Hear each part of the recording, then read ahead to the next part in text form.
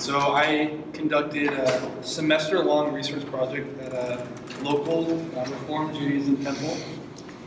So let's begin. So Shabbat Shalom. Shabbat Shalom. It's almost time to celebrate Sabbath, so I thought it'd be kind of fun. Well, that was a mistake. Once a Jew starts talking, it'll be tough to get him to stop. This was the first bit of advice I gained from my new extended family at Temple Beth Tikva in Orange County. Orange County is full of places to go, people to see, and things to do. Yet amidst the craziness, Temple Beth Tikva makes a place to celebrate their time rather than their space during their weekly Shabbat service. My mother is a devout Christian, and my father is a loosely practicing Jew. So as a result, as I was growing up, my family practiced both major Jewish and Christian traditions, more presents for me. Today I find myself firmly rooted in the Christian faith while simultaneously developing a passion to understand Reform Judaism. In order to do so, I found ethnographic research to be helpful. After all, just as Jesus was incarnate with those he sought to reach, we too ought to incarnate ourselves with those we intend to reach. Ethnography is the backbone method to understanding people from a more genuine vantage point. While this presentation is only a snapshot of my experience, the purpose of it is to present and explain an insider perspective of Reform Judaism so effective mission can take place. The research in this ethnography was completed over the course of one semester, 15 weeks, all taking place at the Friday evening Shabbat service at Temple Beth Tikva in Fullerton, California. I conducted an hour-long interview with one research participant, informally dialogued with about 10 separate congregants, and further evaluated qualitative aspects of the community by using a brief questionnaire. Over the course of 15 weeks, I utilized participant observation by engaging in holiday celebrations, sharing meals with the congregants, carrying one of their Torah scrolls during a celebration, and even reciting an English portion of liturgy during a Shabbat service. During that time, another research participant gave me a tour of the building, which helped me understand key terms more tangibly. As I reflect on my research, there are indeed limitations during my time at TBT, Temple Beth Tikva. Because the temple is a congregation of numerous congregants, during my observation times, it was often difficult to have extended conversation with varying individuals. Because many of the prayers during the Shabbat service are recited in Hebrew, I was unable to fully participate and simultaneously grasp the depth of what other congregants were saying throughout the service. However, this language difference also opened the door to understanding folk terms, and ultimately gaining a more thorough understanding of the culture and its history.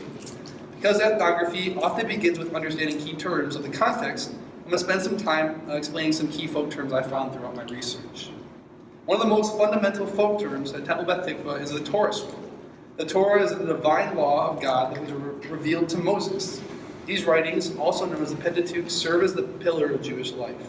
Every Shabbat service, meaning the period of time from Friday evening to Saturday evening, incorporates the use of the Torah. The majority of the service takes place on the bima, which is a platform or stage where the Shabbat service is presented, and where the Torah will be read. Congregants engage in various prayers in the service by using a book called the Siddur, which translates as order, throughout the service while facing the Ark. The Ark, which was created as a reminder of the Ark of Covenant, introduced in the book of Exodus, is the holy case for all kosher, meaning fit-for-use Torah scrolls. During the Shabbat service, congregants center their theological involvement by focusing their attention to the bima, the Ark, and the Torah, all by using the Siddur, which is written mostly in Hebrew. Many of the congregants, both male and female, wear a kippah, more commonly known as a yarmulke. The kippah is a reminder to the Jews that Yahweh is above them, watching out. A research participant explained it to me best by saying, during Christian prayer, it's common to remove your cap to honor God. Here, rather than taking our hat off, we put ours on. All, regardless of religious belief, are welcome to wear a kippah at Temple Beth Tikva during service. In addition to understanding significant words within the community, I also began to put together common themes gained through the participant observation and additional dialogue. I want to pause here and just talk about my experience understanding key terms for the first time consciously.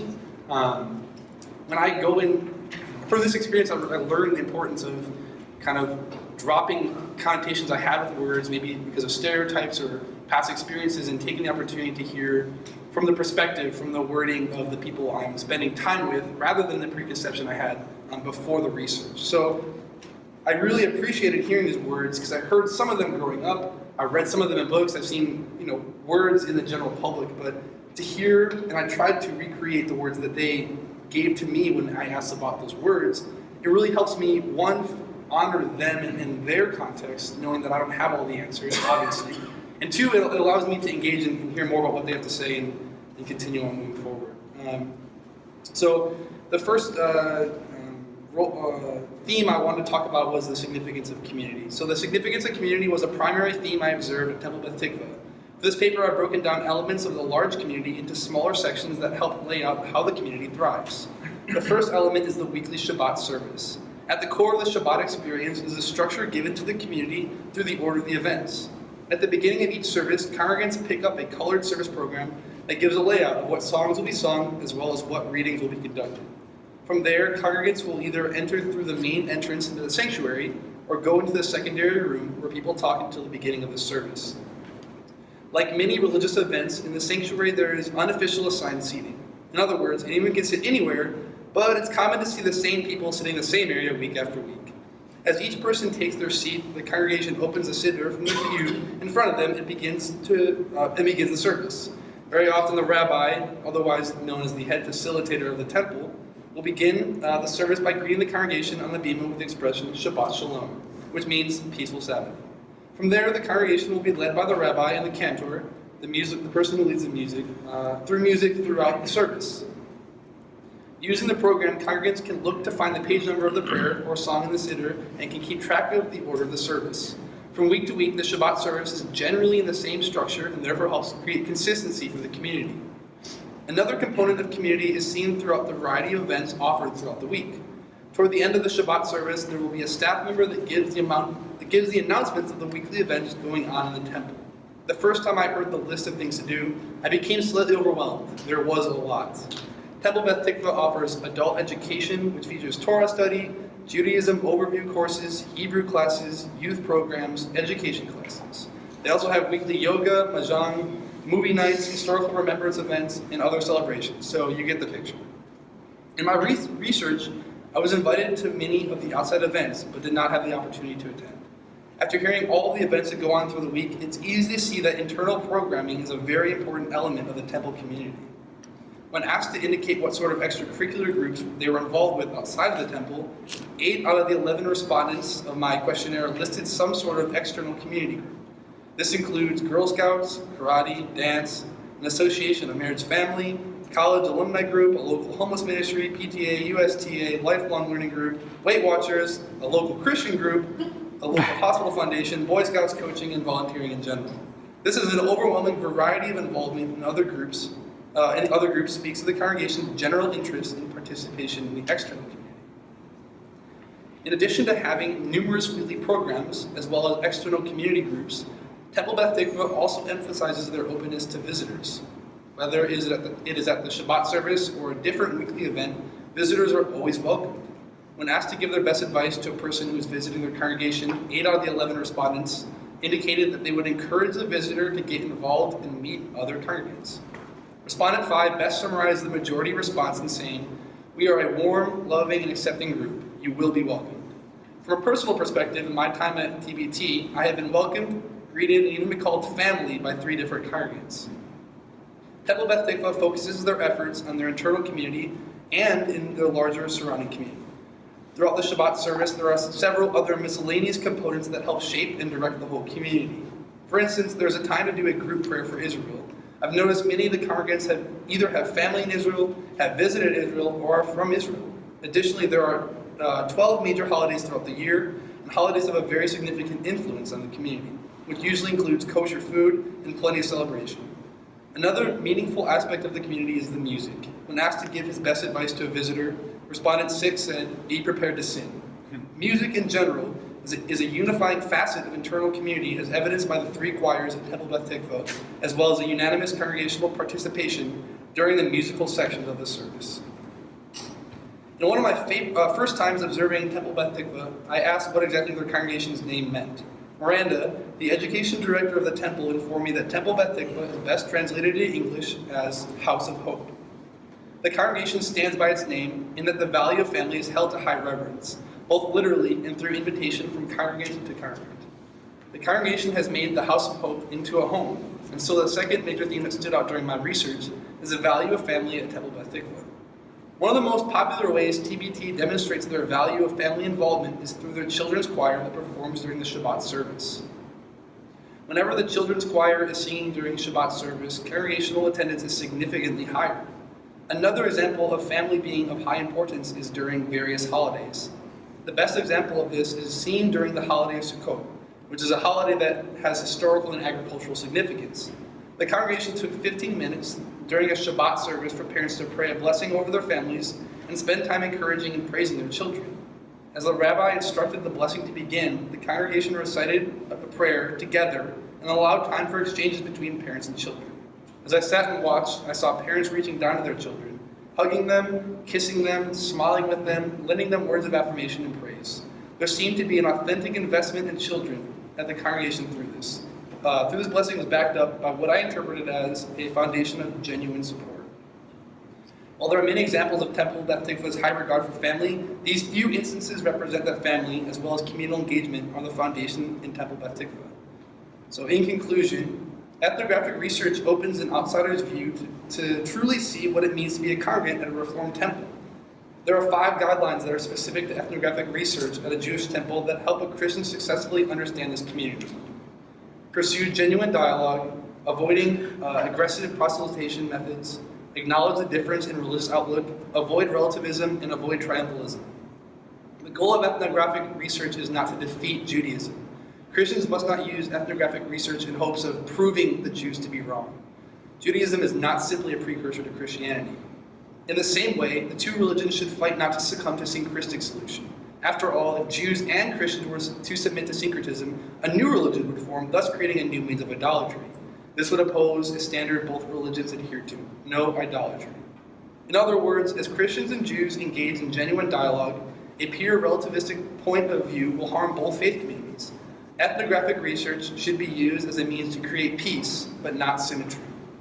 As the pastor of my church shared with me, Christians must not be disagreeable in their discussion with Jews. Rather, Christians must use ethnographic research to seek an authentic understanding of the Jews.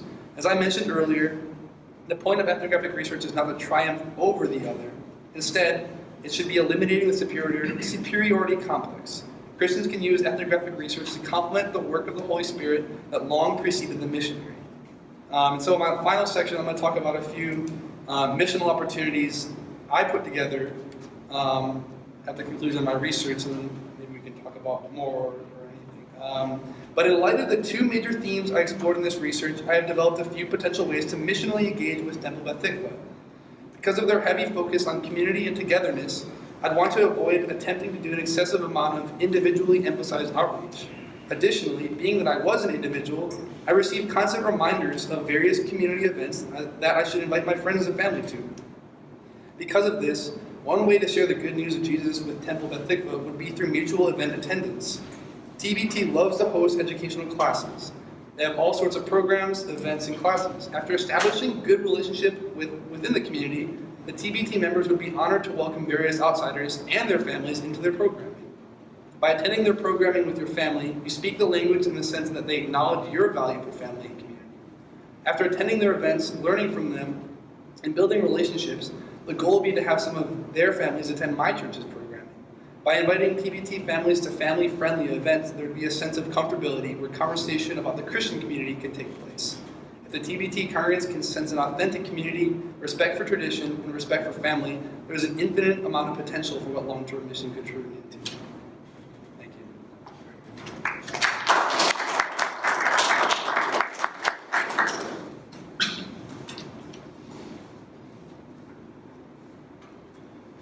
I'm curious if you have ever had a chance to visit a Messianic Jewish congregation, and what you would think about Messianic Judaism and how effective it might be in reaching Reformed Jews.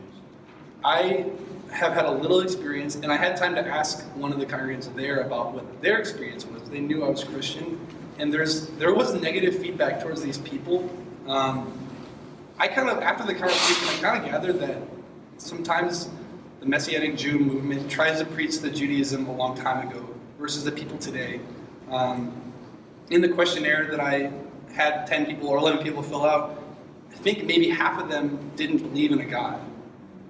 So it's one thing to try and convince a Jew 2,000 years ago that Jesus is who he said he was at that point, which is continually true today, but the context changes. The people are Orange County folk and they're not Israelites. So I I don't know, I wasn't discouraged by the Messianic Jew movement. I think there's lots of value from what little I know, and would have to look into more, but that was kind of the cool thing I discovered through the research was these people are not the Jews being exodused from place. You know, it's just a different, and I think Christians forget that sometimes. So I kind of got a little bit of resistance from that conversation. I had a Hindu friend, a person who was born in India and in a Hindu family, and I tried to work with him at a level of Hinduism versus Christianity. And I got a little bit into this and realized he actually doesn't care about Hinduism very much at all. He's pretty much an atheist or an agnostic. Mm-hmm. And I need to deal with him more as a college student who doesn't really have a faith. So I think that's similar to what you're talking about. Yeah, definitely. I thought it was kind of cool. The themes I picked up were coincidentally in what Jews practice, but it's the themes that matter to the congregation more so than than the religious aspect of it. I don't know. Yeah. But what you do matters more than what you believe. Seems to be that way. Yeah. Yes. Tim, you said you had a Jewish dad, Mm-hmm. but you didn't go to too many Sabbath services or anything. No. So that's why all of this was fresh, new to you. Mm-hmm. And then obviously looking at Christianity, how do people come in and all that, that must be a good insight for you for that. Mm-hmm. Yeah, definitely. Tim, you said in your paper that Judaism is not simply a precursor to Christianity. Mm-hmm. What do you mean by that? Like, can you expand on that at all? Yeah.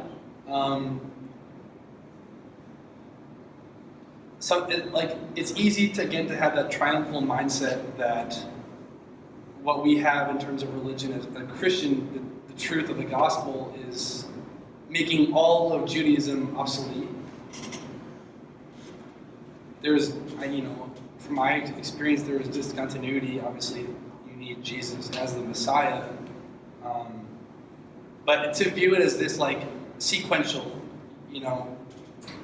like I was trying to talk about with a lot of the people who don't even believe in a God, this is not sequential. You don't just go Jew to Christian. These are people who, this Jewish tradition continued on long after Christianity took its root. So I was trying to communicate was this is not something we have to, like I was saying, not trying to convince them of what happened 2,000 years ago, but the application of it today. So you're saying, what I kind of hear you saying is for Christians who are thinking about ministry to Jewish people today in America, it's almost better to think of Judaism as a completely separate religion than to think of it as the Judaism of the Bible. Yes. And just trying to get in the them Reformed tradition. just to get them to believe that Jesus is the Messiah, because you can't argue. Are they looking for a Messiah? They're not, it does. Messiah would look a lot different, at least. I would say all people are, but what that looks like is going to be a little bit different than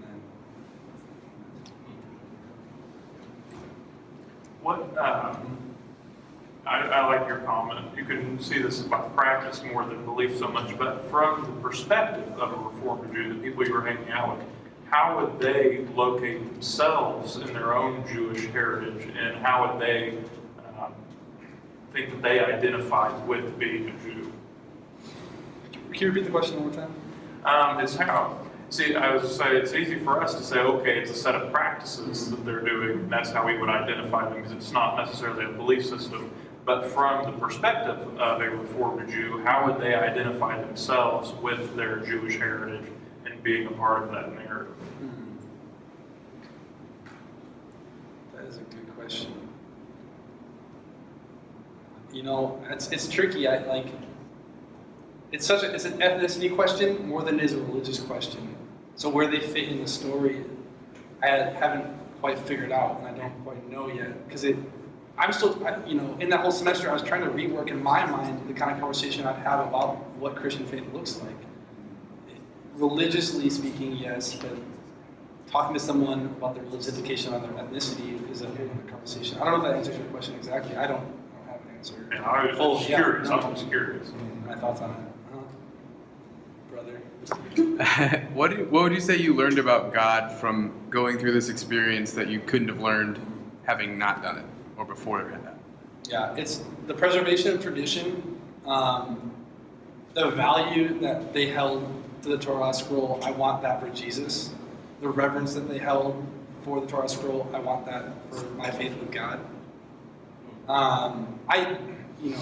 Church is tricky sometimes when we go and there's not a lot of reverence, or at least in Orange County, sometimes that's forgotten. But man, the passion, the desire, and tradition they set up around preserving what's important to them is, I needed to learn that from those people for sure. Oh yeah. So while Judaism, you don't see them doing as much in terms of evangelism, you said they're very open to having people come into the church. So what was, I guess, the purpose of someone who came in? What was the steps they took? What was the purpose of it? Yeah, so they had a membership process to become an official member. I didn't ask much about it. Again, to them, it's this sense of like join our family, but it's not join our religion. It's not asking you to be circumcised. So like that's the good news. You're looking at, I was worried too. I'm like,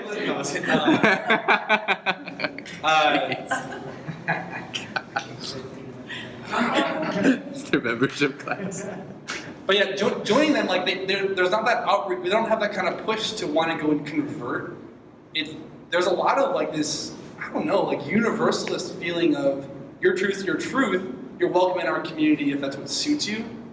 At least, again, this is in the Orange County. This is in Reformed Judaism, so it's kind of like that recipe comes together. There isn't, like you said, there's not much method or push to want to really avidly convert people. Which I thought was a really interesting dynamic to consider. When that's kind of, as a Christian, we take on that identity of like, I want people to join me in this truth, but for them, it wasn't quite the same. It was a different kind of push to have people. Yes. Did you find that the Reformed Jews in your particular temple were representative of what you understood as like a national reform movement, or are they unique because they're California, not New York? What did you have a sense of anything like that from your experience? Man, it's tough because growing up, I didn't really have a whole lot to begin with. So the stereotypes were from cinema, probably, that kind of thing. Fiddler on the Roof just didn't cut it. It's just not sufficient. It was. I was really surprised. Like when I got the results back from the questionnaire about half the people not believing in a God, I was surprised. So I had a lot of those kind of surprises in my research, which made me really rethink what Reformed Judaism looks like. I don't know if that's just an Orange County thing again, or if it's more nationally based. But I wouldn't be surprised. I wouldn't be from how they talked about it when I had asked, because I was really shocked by the result. I wouldn't be surprised by it much. So it really is more of a community rather than a faith community. It seems like it. Unified by principles and practice and tradition, but really the personality of the community, I would imagine, varies a lot from East Coast to West Coast and all between. In terms of community within the temple versus community in the church where you attend, how do you find the senses of community?